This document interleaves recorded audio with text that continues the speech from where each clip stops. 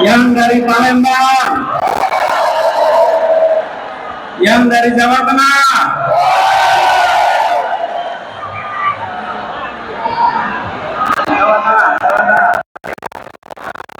Jawa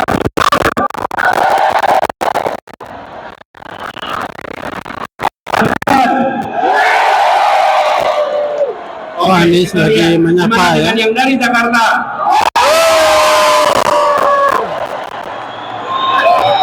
Lagi menyapa semua relawan-relawan ya. Inilah hebatnya relawan kita. Semua datang swakarsa, semua datang suasana, semua berangkat dengan niat baik. Kami hadir tempat ini membuat perubahan bagi Republik Indonesia. Kami datang bukan karena bayaran, tapi kami datang karena kami punya kepercayaan untuk Indonesia yang lebih baik. Karena itu, buat teman-teman semua, bagi para relawan, kalau boleh saya sampaikan, I love you. And I love you almost full. Kenapa almost full? Kalau saya katakan I love you full, maka tidak ada ruang untuk cinta tumbuh. Tapi kalau I love you almost full, maka cinta kita insya Allah tumbuh berkembang terus ke depan. Apalagi perjalanan masih panjang ke depan. Dan tadi saya katakan bahwa kita menyanyikan Indonesia Raya dengan suasana, dengan suara yang penuh semangat. Karena lagu itu kita nyanyikan dengan rasa cinta. Kita mencintai Indonesia secara tanpa syarat. Kita tidak mensyaratkan saya harus sejahtera untuk cinta, saya harus makmur untuk cinta. Apapun latar belakangnya, apapun kondisinya, kami mencintai Indonesia secara tanpa syarat. Jadi kita akan menjalani perjalanan yang masih panjang. Sekarang kita di bulan Mei, tepatnya 21 Mei, kita menuju ke 14 Februari 2024. Tapi bicara tentang perjalanan, kalau boleh saya cerita sedikit. Boleh ya? Kalau era 90-an namanya sersan, serius tapi santai. Boleh ya? Jadi di bulan Ramadan kemarin, bulan Ramadan yang lalu, bulan puasa, saya melakukan perjalanan yang saya sebut dengan tirakat. Tirakat itu bukan tirakatan ya. Tirakat ini adalah sebuah perjalanan untuk mendengar, untuk menyerap, untuk merasakan suasana terkini yang ada di masyarakat kita. Saya datang ke banyak tempat tanpa kamera, tanpa media, tanpa ditemani siapa-siapa. Seringkali saya hanya datang sendirian dan masuk satu tempat, masuk ke sebuah warung, tahu-tahu yang punya warung ngeliatin aja. Ini seperti kenal tapi siapa? Kan di pelosok di banyak tempat. Jadi nyapa juga belum tentu berani. Saya ngobrol dengan masyarakat. Saya mendengar cerita mereka. Dan saya temui mereka bukan untuk selfie dan diposting di pagi hari. Bukan. Saya bukan lari-lari untuk posting foto.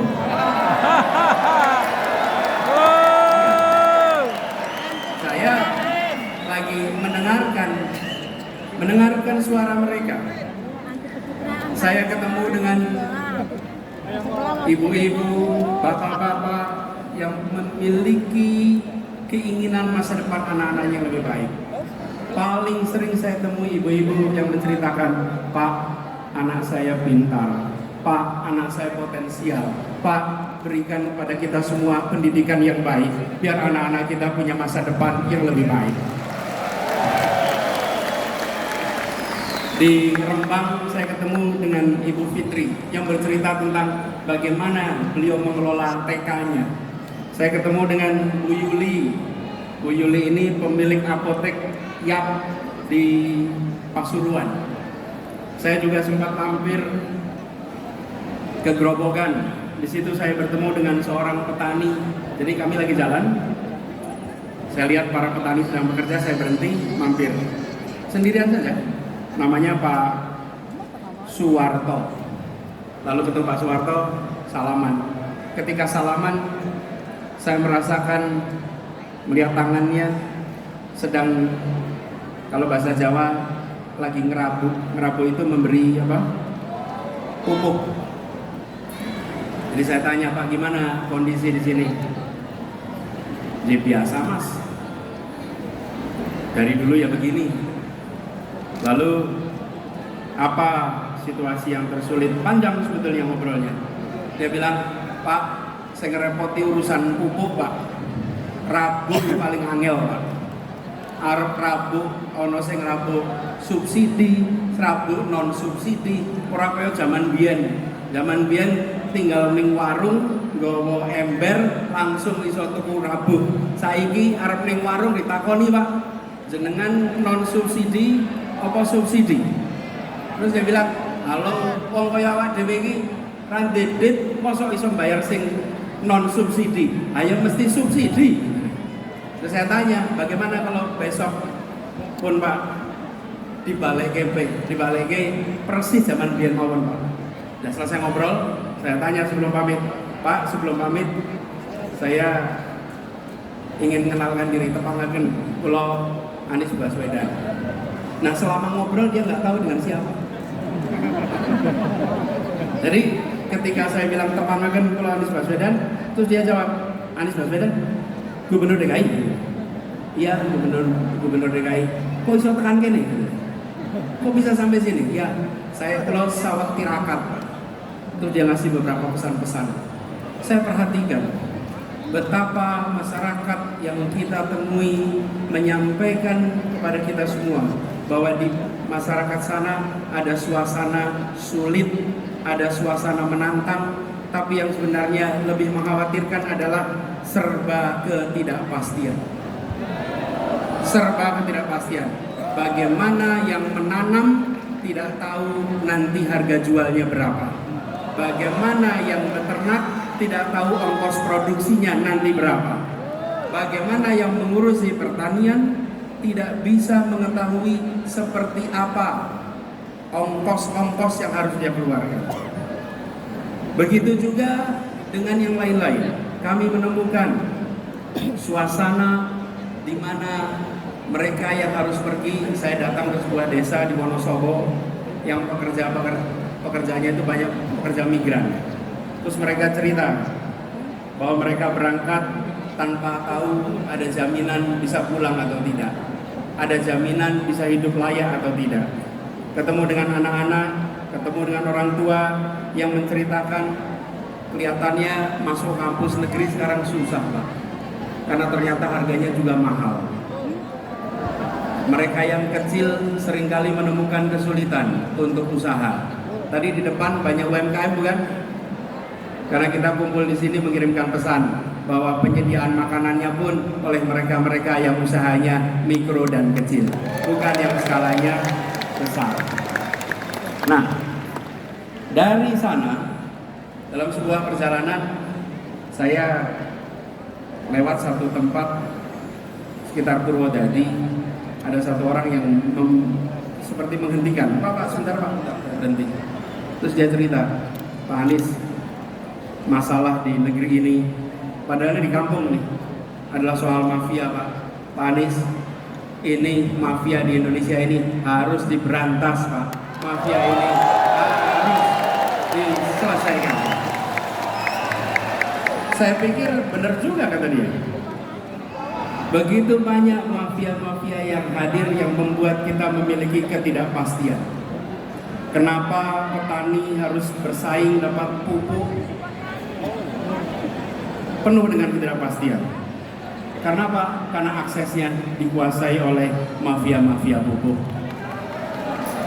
Ketika bicara tentang pekerja migran, banyak dari mereka yang sistemnya dikuasai oleh mafia-mafia PMI. Yang mereka berangkat kerja keras dan ujungnya pulang tidak bisa mendapatkan yang selayaknya. Sama UKM juga begitu. Dan mafia-mafia ini berderet. Ada urusan mafia tanah, ada mafia parkir, ada mafia kesehatan, mafia perumahan, mafia pemilu, mafia bansos, bahkan mafia proyek pemerintah. Ya termasuk mafia BTS itu. Semua. Karena itu seluruh mafia ini harus kita bereskan. Republik ini tidak akan bisa maju bila kita membiarkan mafia-mafia itu merajalela di negeri ini. Termasuk proyek pemerintah. Ketika kita melihat ada kasus-kasus, termasuk kemarin mafia BTS, maka saya sependapat dengan yang disampaikan oleh Ketua Partai Nasdem Pak Surya Paloh. Tuntaskan penyelidikannya. Semua yang terlibat harus diperiksa. Dorong transparansi. Jangan ada pihak yang dibiarkan melenggang tidak dimintai pertanggungjawabannya. Tunjukkan bahwa hukum memang tegak, bukan saja ke bawah tapi juga ke atas. Bukan saja ke lawan tapi juga ke kawan. Hukum tegak untuk semuanya. Dan transparansi ini perlu dilakukan secara menyeluruh. Jangan sampai ada intervensi politik dalam penanganan kasus apapun.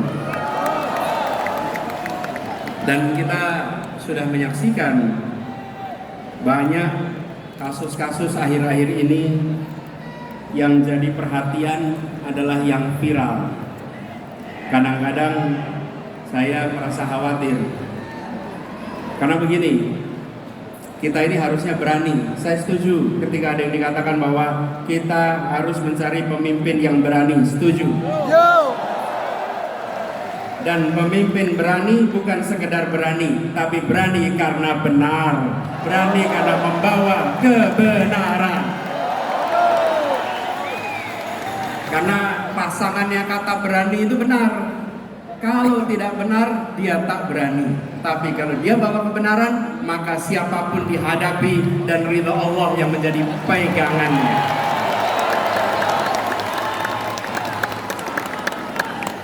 Jadi, kita menyaksikan ketika peristiwa-peristiwa mafia ini terkuak.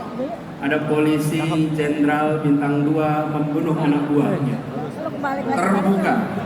Ada yang menyelundupkan narkoba. Ada petugas pejabat pajak yang kekayaannya fantastis.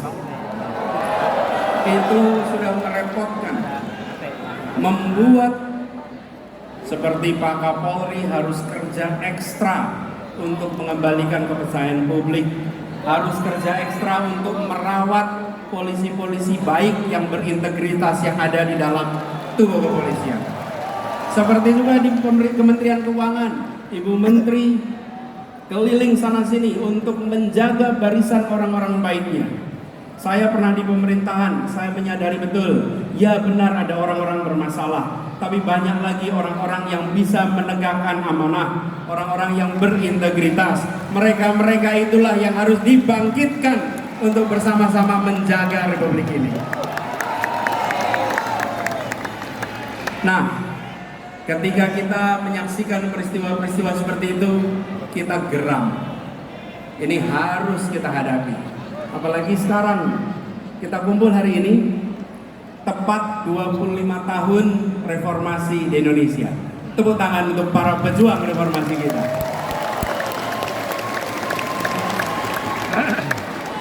Tapi sambil kita menengok, kok bisa kita sudah 25 tahun dari reformasi, yang dulu kita bicara tentang memberantas kolusi, korupsi, nepotisme, sekarang justru muncul mafia A, mafia B, mafia C, mafia D. Ini panggilan bagi kita semua. 25 tahun yang lalu kita berkomitmen memberantas KKN, sekarang kita berkomitmen untuk memberantas mafia-mafia yang ada di Republik ini.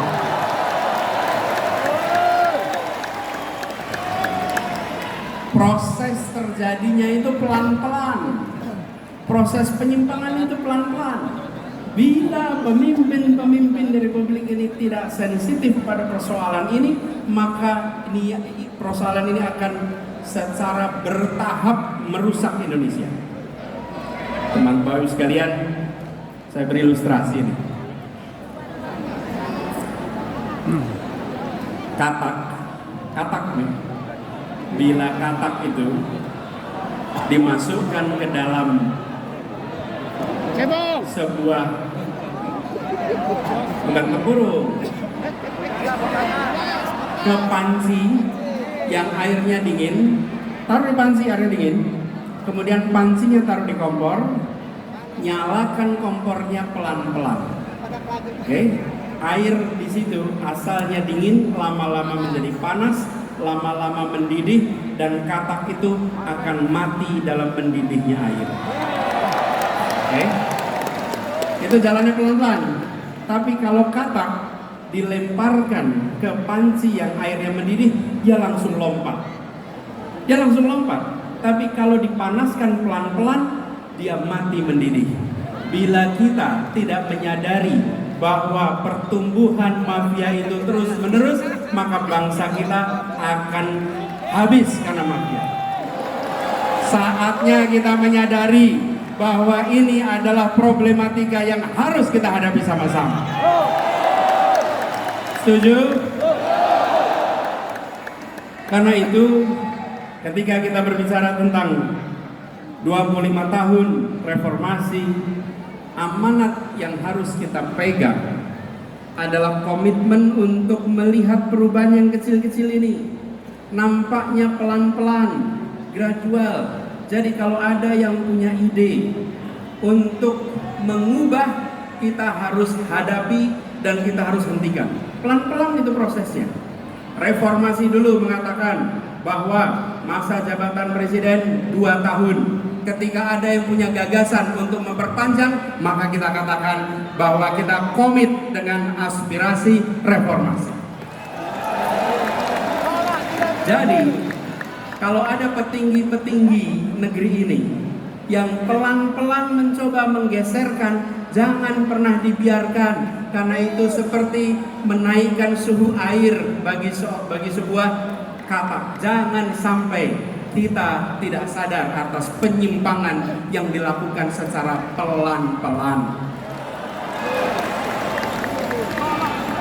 Dan kita harus sadari ini, bahkan kita punya masalah banyak. Sebagian masalah itu harus diselesaikan di daerah, sebagian diselesaikan di pusat. Kalau daerah tidak bisa menyelesaikan, maka harus dicari cara agar daerah bisa menyelesaikan.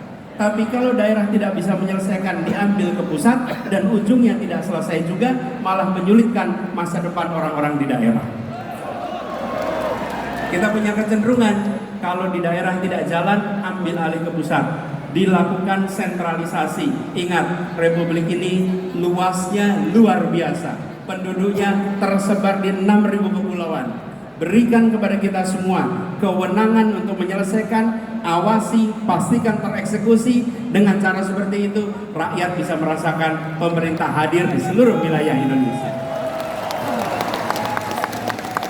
Jadi, ke depan kita berkomitmen bahwa pemerintahan yang hendak kita bangun adalah pemerintahan yang mengembalikan spirit yang ada di dalam pembukaan Undang-Undang Dasar 1945.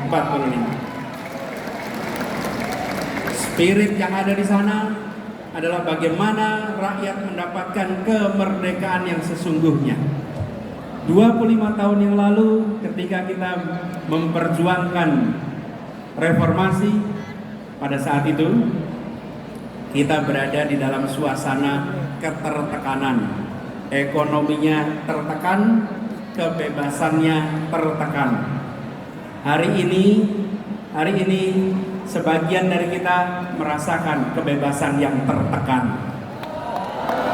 Dulu negara mengatur siapa saja, siapa boleh maju ke caleg, siapa boleh maju ke pilpres, siapa boleh maju, wali kota, bupati, semua diatur. Hari ini jangan sampai ada pengaturan siapa yang boleh maju dan siapa yang tidak boleh maju.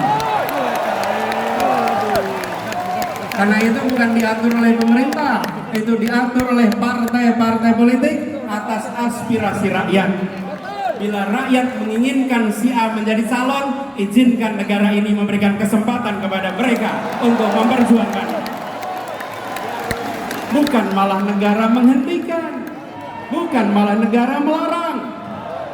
Bahwa negara menjamin kemerdekaan, dan itu yang harus sekarang kita perjuangkan.